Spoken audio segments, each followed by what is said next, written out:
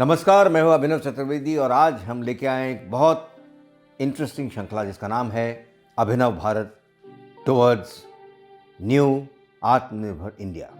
जी हाँ, जिस किसी व्यक्ति विशेष ने, मैं व्यक्तियों की इसलिए बात कर रहा हूँ क्योंकि देश बनाता है उसके लोग यानी कि उसके पीपुल। तो हम बात करेंगे उन भारतीयों की, उल्लेखनीय भारतीयों की, श्रेष्ठ भारतीयों की, जिन्होंने अपने अपने कला क्षेत्र में, अपने अपने क्षेत्र में, अपने अपने हुनर के साथ, चाहे वो एजुकेशनिस्ट हो, डॉक्टर्स हों, पॉलिटिशियंस हों, ब्यूरोक्रेट्स हों, एनजीओज हों, स्पोर्ट्स पर्सन हों, आर्टिस्ट हों, क्राफ्ट्समैन हों, ट्राइबल्स हों और इंफ्रास्ट्रक्चर से डील करते हों, हमारी देश की प्रगति और देश भारत के लिए जिन्होंने अथक प्रयास किया है और कर रहे हैं, आज इसी श्रृंखला में आज से हम आपकी मुलाकात उनसे कराएंगे। तो आइए पहले प्रसंग में आज बात करते हैं एक ऐसे ही भारतीय से जिनका नाम है श्री अशोक श्रीवास्तव।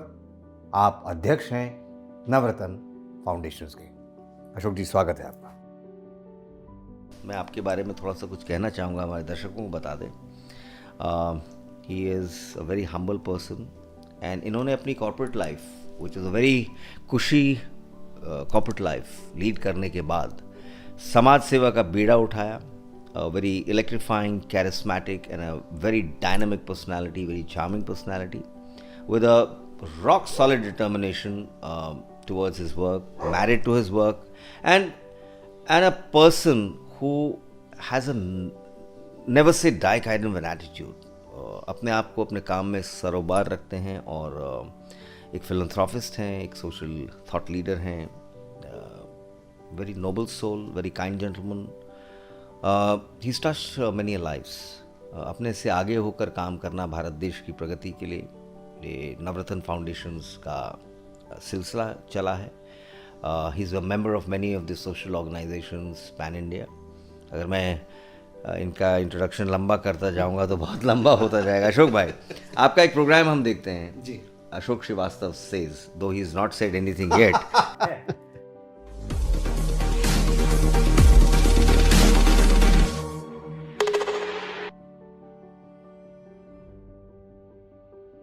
नमस्कार दोस्तों, मेरा नाम अशोक श्रीवास्तव है और मैं आपका स्वागत करता हूं Ashok Srivastava says episode number 25, यानी कि कोरोना से जंग, एनजीओस के संग।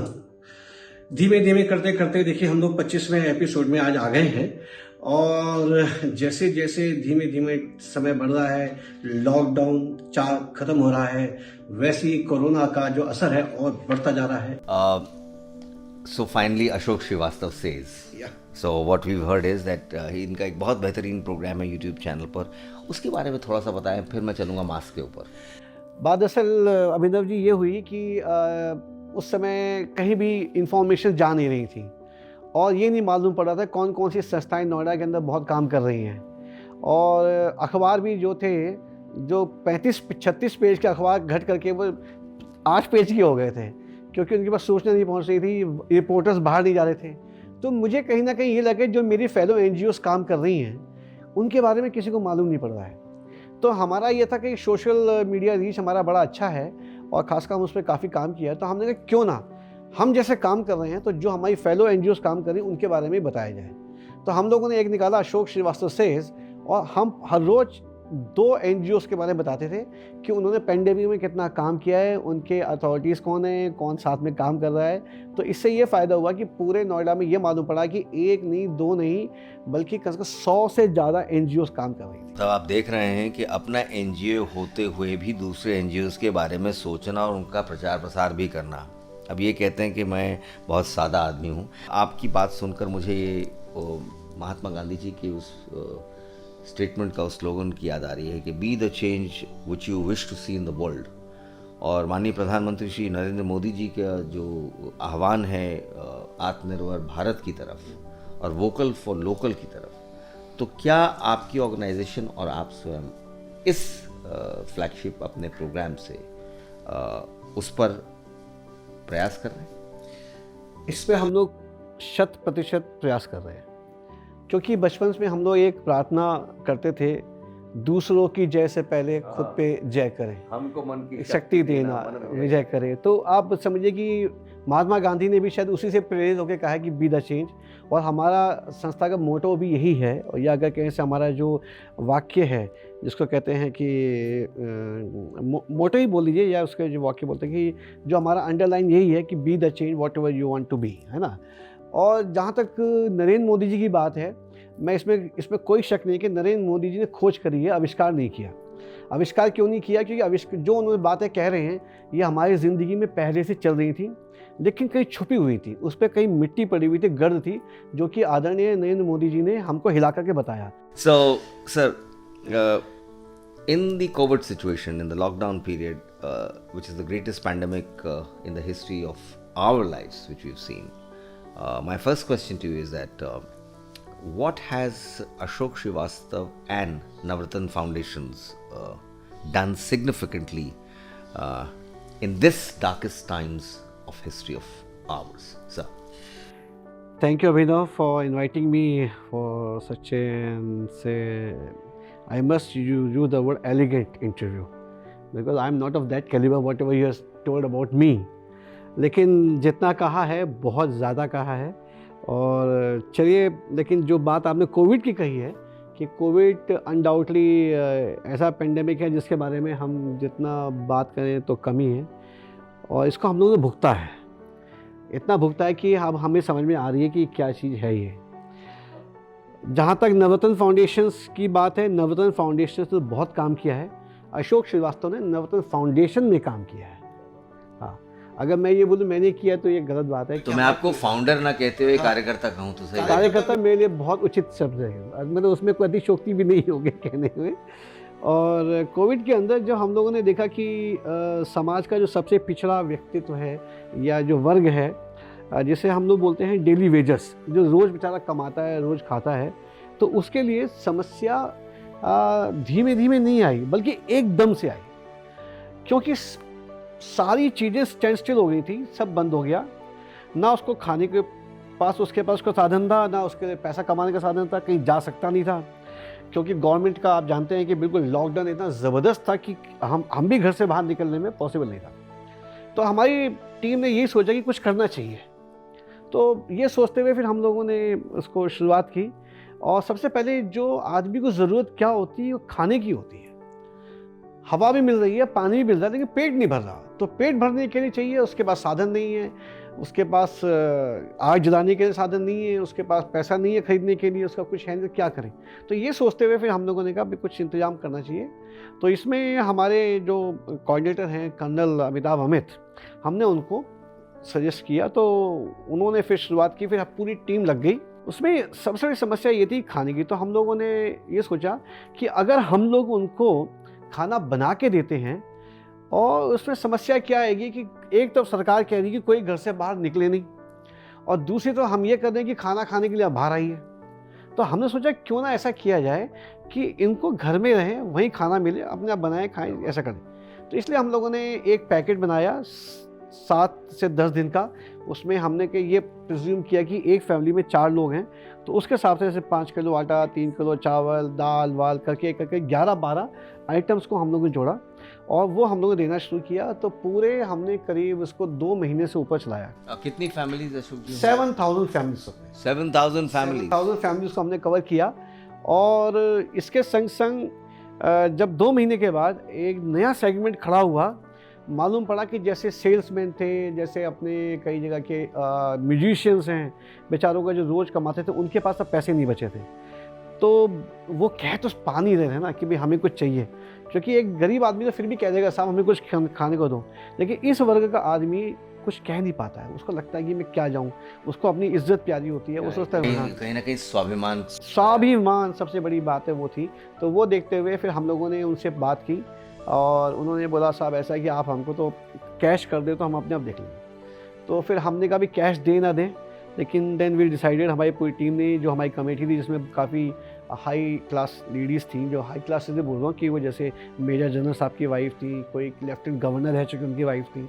तो उन्होंने फिर पूरा एक टीम बनाई, उसको सर्वे किया और फिर हमको एक कमेटी बना के दी और पूरा उसमें उन्होंने दिया। तो हम लोगों ने उसमें करीब 2-2 हज़ार रुपये हमने सबको फिर डोनेट किए। तो अगर हम बात करें अशोक जी के इस पैंडेमिक के अंदर सेंट्रल गवर्नमेंट और उत्तर प्रदेश सरकार के साथ जब आप उनके डायरेक्टिव्स आए कोविड-19 के अंदर, कैसे लोगों ने, संस्थाओं ने, एनजीओज ने काम करना है, तो नवरत्न फाउंडेशंस और कैसा आपका तालमेल प्रशासन के साथ रहा? आप ठीक कह रहे हैं अभिनव जी। इस समय तो जो गवर्नमेंट के डायरेक्टिव्स थे बहुत स्ट्रिक्ट थे और वो किसी को भी अलाउ नहीं कर रहे थे कि अपनी लिमिट से बाहर जाके काम करने के लिए।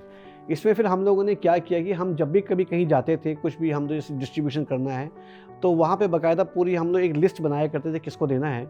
और वो लिस्ट के संग संग हम वहाँ पे जो लोकल अथॉरिटीज़ हैं, जैसे पुलिस चौकी का प्रभारी है और नोएडा अथॉरिटी के जो लोग हैं, उनको हम बता दिया करते थे कि आज हम इस गाँव में जा रहे हैं, यहाँ पर हम बाँटेंगे।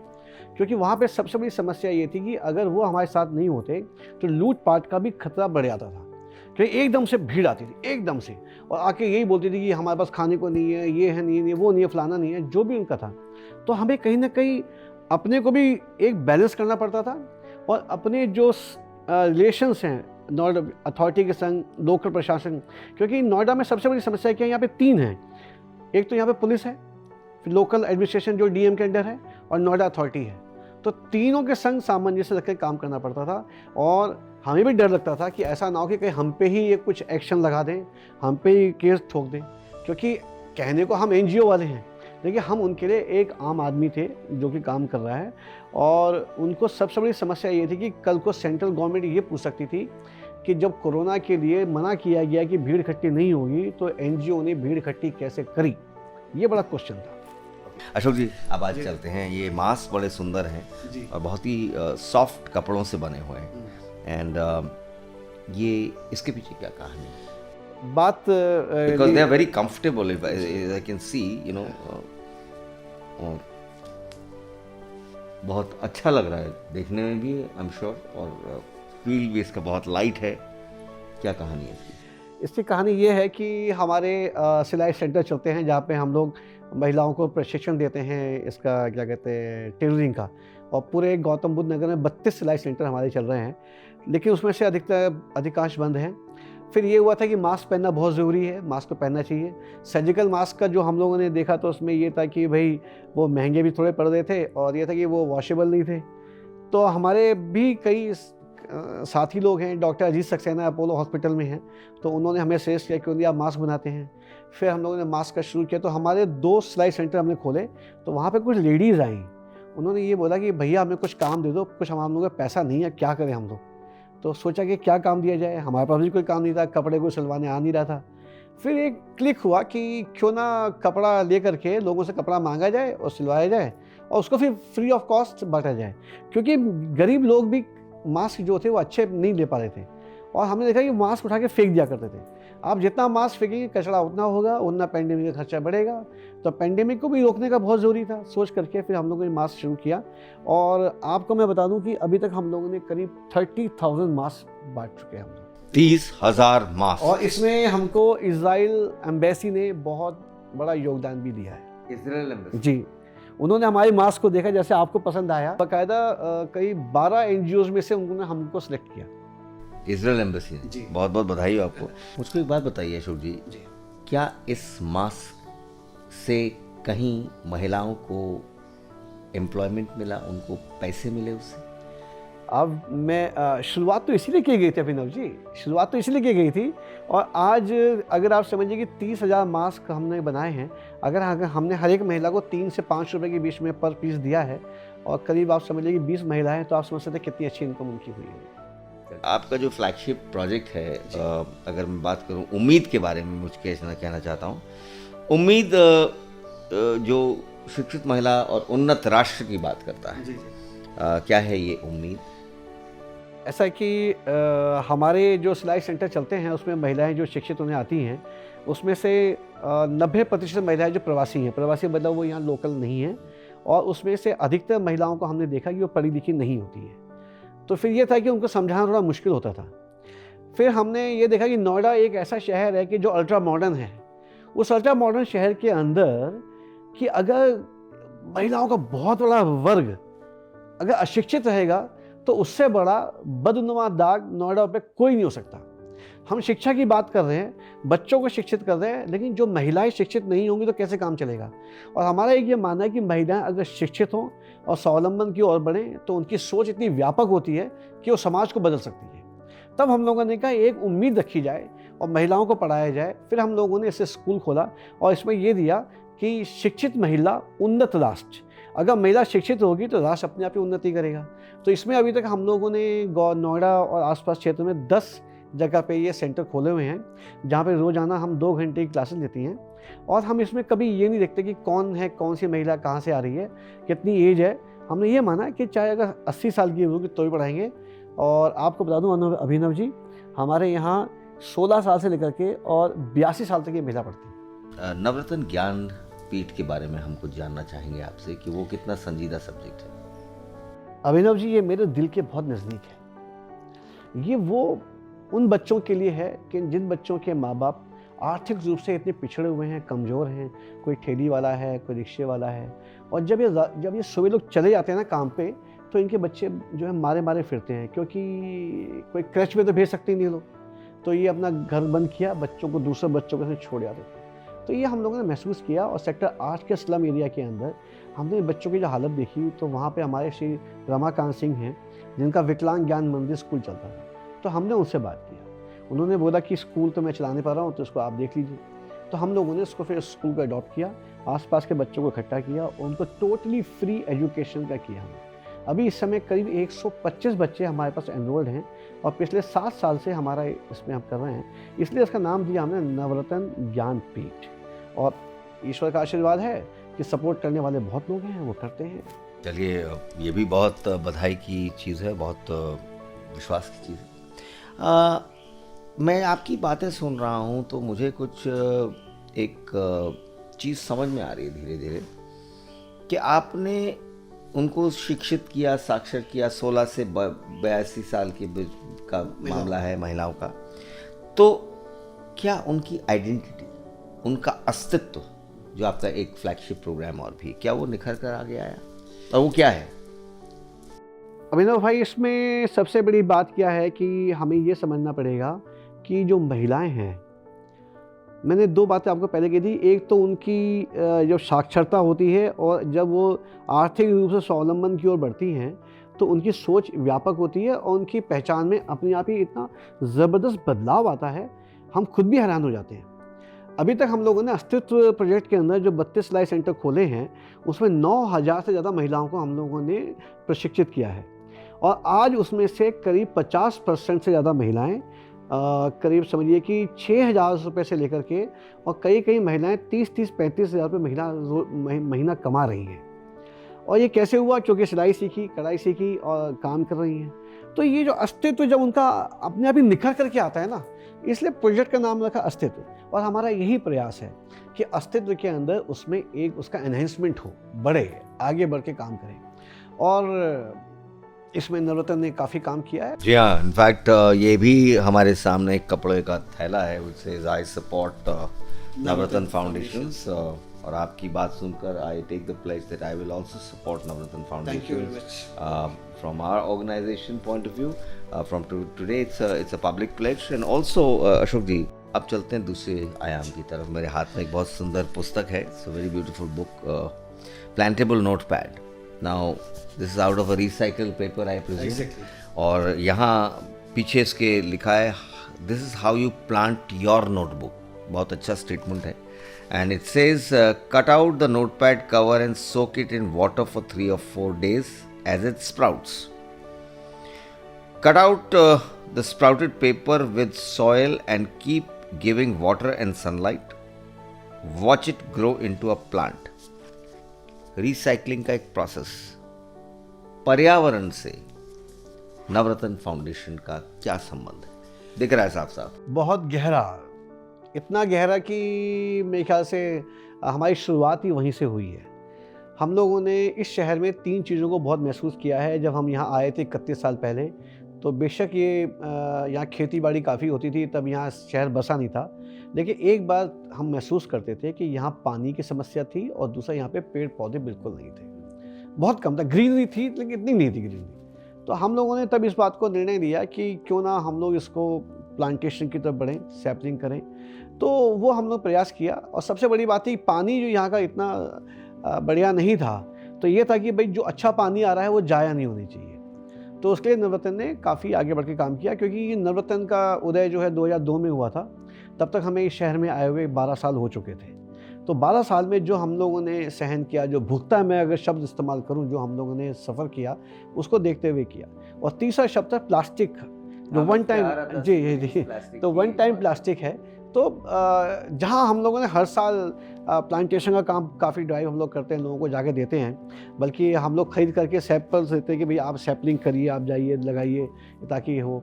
कई लोग तो बड़ा नाक भौं सिकोड़ते थे क्या करना है हमें, लेकिन आज वही लोग तारीफ़ करते हैं जब वो देखते हैं कि उनके यहाँ पे अर्जुन का पेड़ बढ़ के इतना बड़ा हो गया है और उससे उनको मेडिसिन मिल रही है। तो वो भी कहते हैं अरे ये पेड़ कहाँ से लेके आए थे। अच्छा, आजकल क्या है कि आयुर्वेद का ज़माना आ गया है और लोग उसके बारे में खूब चर्चा हो रही है, हर तरह के वृक्ष के बारे में चर्चा हो रही है। तो अब कहते हैं हाँ आपने तब दिया था, वो हमारे यहाँ लगा हुआ है अभी तक। So what he's talking about is that people have got very conscious about their health, their food practices and the entire environment.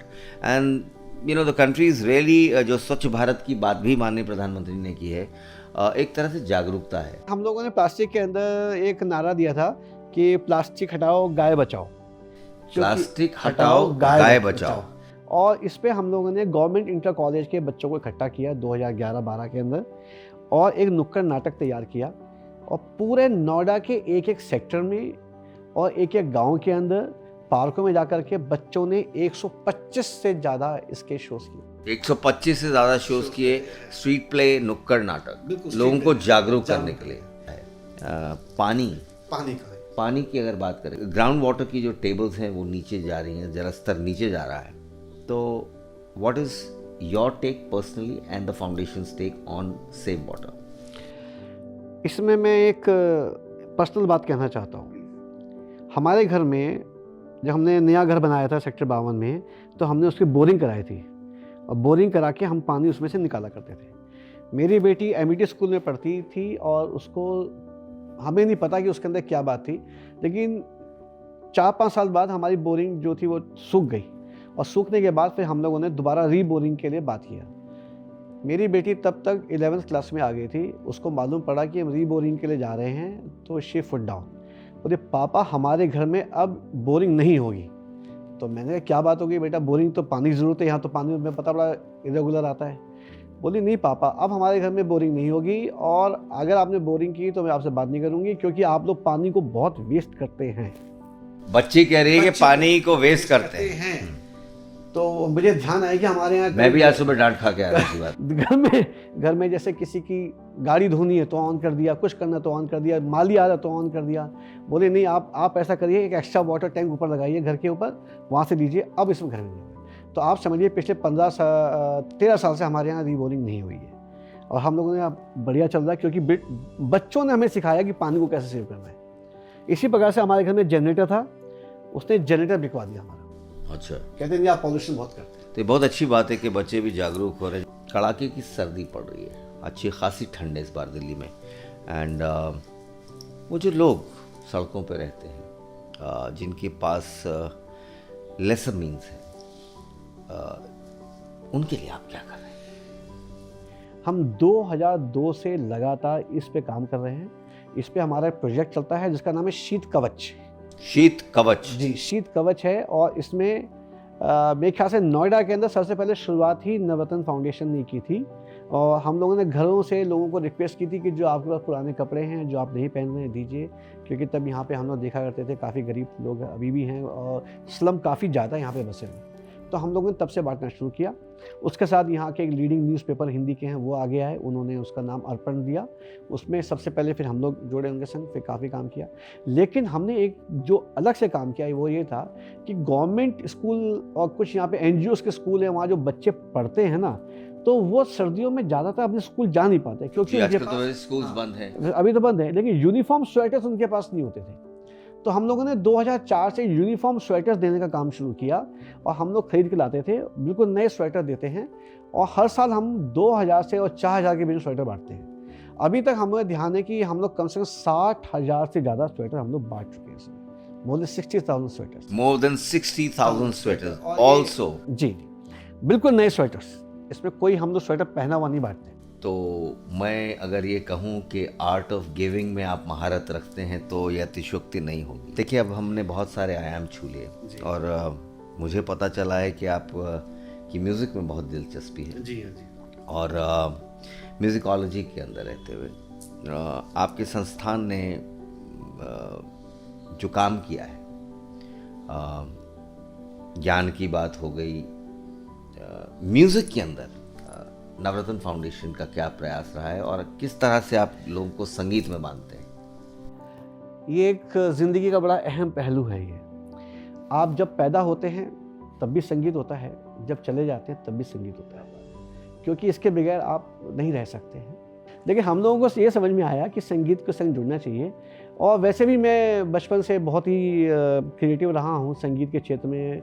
Theatre मैंने बहुत किया है और एंकरिंग भी आप करते हैं, मुझे मालूम है। जी, आपको देख के तो हम भी बड़े हुए, ऐसे हम आपसे उम्र में थोड़े बड़े हैं, लेकिन आपको देख के भी बड़े हुए। आपको तो हम लोगों ने देखा, हम लोगों ने सराहा है। और इसमें क्या कि नोएडा में जब हम आए थे ना, यहाँ कुछ कल्चरल एक्टिविटीज़ दिखती नहीं थी, तो हमने कुछ करना चाहिए। तो धीमे धीमे छोटे छोटे प्रोग्राम किए अपने, जहाँ हम सेक्टर 25 जलवायु विहार में रहा करते थे, वहीं पर क्लस्टर था, तो क्लस्टर का हमने कुछ प्रोग्राम किया, बच्चों को इकट्ठा किया और उनसे गाने गवाने शुरू किए। कुछ ऐसे करते करते बड़ा होता गया, धीमे धीमे बड़ा हुआ। अभी तो ये है कि हम लोग हर साल नोएडा के अंदर, मेरे ख्याल से अगर मैं कहूँ कि करीब 25 के आसपास प्रोग्राम तो हम करते हैं, छोटे से बड़े लेकर के। इसमें मुकेश की याद में भी करते हैं, मोहम्मद रफ़ी की याद में करते हैं, बच्चों के लिए करते हैं। बच्चों का जो प्रोग्राम करते हैं उनका नाम है चाचा के नन्हे फरिश्ते, और जो बुजुर्गों को करते हैं उसका नाम तो बहुत ही अच्छा है, जश्न तजुर्बात। अच्छा, तजुर्बे से जोड़ा आपने, विज़डम से। हम उनको बुड्ढा नहीं कहते। हमारे साथ एक वो ओम विशांति चैरिटेबल सोसाइटी है, वो इस प्रोग्राम को मिलनी करती है, हम साथ में जुड़ते हैं। तो इस तरीके से हमने हर एक के लिए, और जब महिलाओं के लिए भी हम प्रोग्राम करते हैं, सबके लिए प्रोग्राम करते हैं। और एक प्रोग्राम जो हमने रखा है उसका नाम है जो आए वो गाए। जो आए वो गाए, उसका ये पर्पस है अभिनव भाई। अच्छा, आप मेरे शो में आए हैं जी, आप 2 लाइन हमारे दर्शकों को गा सकते हैं, जैसा भी, जो आए वो गाए। मैं एक पहले बता दूं उसका पर्पस क्या था, जो आए वो गाएगा। वो ये पर आप सुनाएंगे जरूर गाना। अच्छा, मैं कोशिश करूंगा कि हमने ये महसूस किया है कि बहुत लोग गाने के बहुत शौकीन होते हैं, लेकिन लोगों को मंच नहीं मिलता और मंच को गाने वाले अच्छे नहीं मिलते।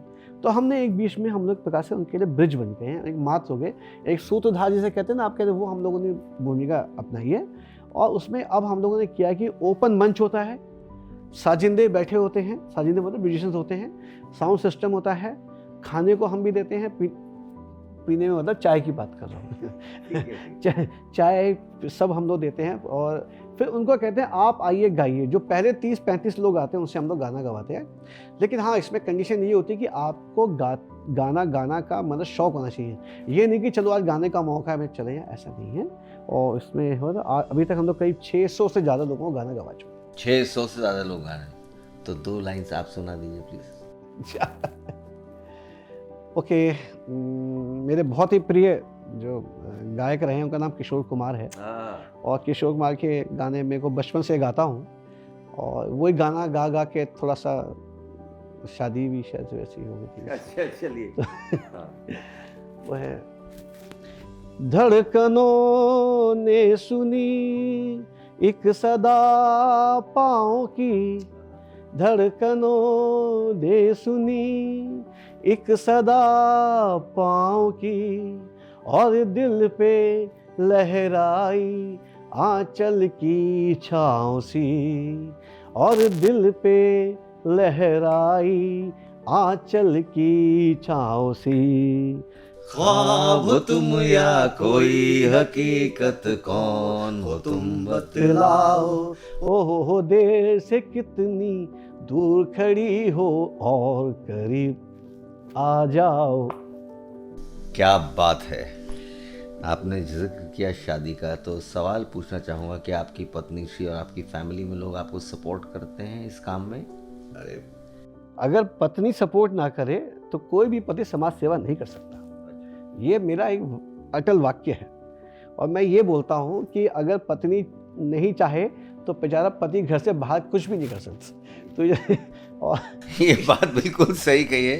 तो मैं तो इस मामले में ये कहता हूँ, मैं तो अपनी पत्नी को भगवान मानता हूँ इस मामले में, वाह, क्योंकि उसने मुझे बिल्कुल छूट दे रखी है। और यही नहीं है, देखिए जब मेरा बिजनेस कोलैप्स हुआ था उसके बाद मैंने ये सोचा था मैं क्या करूँ। समाज सेवा तो मैं कर रहा था, पहले से भी कर रहा था, 45 साल हो गए करते हुए। लेकिन तब पत्नी ने मुझसे बोला कि देखिए अशोक, वैसे वो जी लगा देती कभी कभी, कि अशोक जी, उनका नाम जान उनका नाम बहुत प्यारा नाम है, प्रीति नाम है, प्रीति श्रीवास्तव। तो प्रीति जी ने मुझसे बोला कि अशोक, जितना मैंने तुमको पूरा देखा, असेस किया है अपनी लाइफ में, तो मैं चाहती हूँ कि तुम अब बिज़नेस मत करो, क्योंकि समाज सेवा में तुम्हारा ज़्यादा मन लगता है, तो उसी में जाओ, और मैं तुम्हारे संग खड़ी हूँ ना, क्या समस्या है। तो ये 2004 या 5 की बात है। तब से ईश्वर ने मौका दिया, और मैं सही में कहता हूँ, मैं ज़िंदगी भर ऋणी रहूँगा प्रीति का, कि जिन्होंने मेरे को समझा और मुझे इस लाइन में आने का मौका दिया। आपके इतने सारे पुरस्कार हैं यहाँ पर, कैसा लगता है जब पुरस्कार मिलते हैं, और क्या चैलेंजेस आगे आते हैं देखने में कि क्या है? अविंदर जी, पुरस्कार मिलना, इसमें कोई शक नहीं कि आपके मान सम्मान को बढ़ाता है, लेकिन मान सम्मान के संग आपके कहा जाए कि रिस्पॉन्सिबिलिटीज़ को भी बहुत ज़्यादा बढ़ा देता है। ये आपको फिर मजबूर करता है कि जो आपने किया है ना, इससे एक कदम आगे बढ़ के बात करें। तो कभी कभी मुझसे लोग बोलते हैं कि आपकी मंजिल क्या है। मैंने कहा, मंजिल जब चुनता हूँ तो वो जो मंजिल है जो मील के पत्थर में बदल जाती है, क्योंकि अगर एक मान के चल लो कि ये मंजिल है और ये प्राप्त कर लिया तो फिर ज़िंदगी रुक जाएगी। तो इसी प्रकार से जो ये जितने आप अवार्ड देख रहे हैं, ये मील के पत्थर हैं, और ये मुझे हमेशा जगाते हैं और बोलते हैं कि यहाँ रुकना नहीं है, आगे बढ़ते जाइए, क्योंकि ज़िंदगी में कभी रुकावट नहीं आनी चाहिए और ना आनी चाहिए। क्या बात है कि इनको देखकर एक शेर, इनकी बात सुनकर याद आ रहा है कि जिस दिन से चला हूँ मंजिल पे नज़र है, मुड़कर कभी मैंने मील का पत्थर नहीं देखा। अशोक जी, आपने पैड मुझे दिया है, मैं चाहूँगा कि शो के लिए आप इस पर अपने हस्ताक्षर करें, बिकॉज ये आज का ऐतिहासिक दिन है। We are very proud to host you here. और इतनी सुंदर हैंडराइटिंग में इतनी सुंदर सुंदर बातें बताई हैं। आप भी लॉग ऑन कर सकते हैं on Google, and Navratna foundations की गतिविधियों को देख सकते हैं। यूट्यूब का चैनल है, आप उसको देखिए, उनके कार्य को देखिए, उससे जुड़िए। वहाँ सब कुछ वेबसाइट पर दिया हुआ है, www.navratna foundations पर आप अशोक जी और उनकी टीम और उनके सभी कार्यों को देख सकते हैं। बहुत बहुत आपने इतना प्रेम से हमें आज इतनी अच्छी अच्छी बातें बताई हैं। मैं अपने सभी दर्शकों की तरफ से आपका अनेक आभार प्रकट करता हूँ, और ईश्वर से यही प्रार्थना करता हूँ कि नवरत्न फाउंडेशन से और भी लोग जुड़ें और आप अपने कार्य को सक्रिय बनाते हुए आगे निरंतर चलते रहें। इन्हीं शब्दों के साथ मैं आपको बहुत बहुत धन्यवाद करता हूँ। Thank you. मैं भी एक शेर बोल दूँ? इरशाद, बिल्कुल। ये आपके लिए। Ashok Srivastava says you will be the last word before I close the programme. यूं जीते हर बाजी तो मशहूर हो गए, यूं जीते हर बाजी तो मशहूर हो गए, तेरे साथ रह के मेरे आंसू भी दूर हो गए, ए दोस्त तेरी दोस्ती की बदौलत आज हम कांच से कोहिनूर हो गए। क्या बात है, बहुत बहुत धन्यवाद। This is really profound. Keep smiling and keep on working. बहुत बहुत धन्यवाद अशोक जी, हमारे आप इस कार्यक्रम में सम्मिलित हुए। तो जो भी हमारा ये कार्यक्रम देख रहे हैं, आपको ये कार्यक्रम कैसा लगा हमें बताइएगा। और हाँ, अगले एपिसोड में हम किसको लेके आएंगे, इंतज़ार रहे अभिनव भारत के अगले प्रसंग का। जय हिंद।